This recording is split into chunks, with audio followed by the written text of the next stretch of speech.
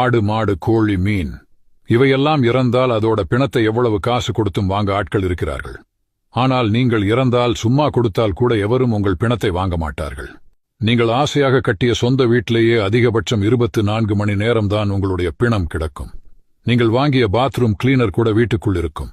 ஆனால் உங்களுடைய பிணம் வெளியே கிடக்கும். இப்படி யாருமே விரும்பாத உடலை வைத்துக்கொண்டு என்னவெல்லாம் ஆட்டம் போடுகிறோம்.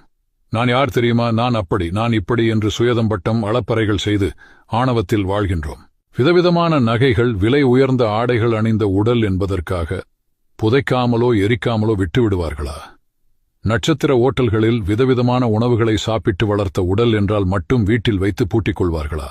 உலக அழகியே ஆனாலும் அந்த உடலை விட்டு உயிர் போய்விட்டால் அது பிணம் என்றுதான் கூறுவார்கள்.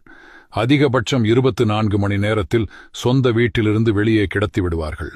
பெரிய பெரிய பிரபலங்கள் பயன்படுத்திய ஆடை உபகரணங்களை போட்டி போட்டு வாங்க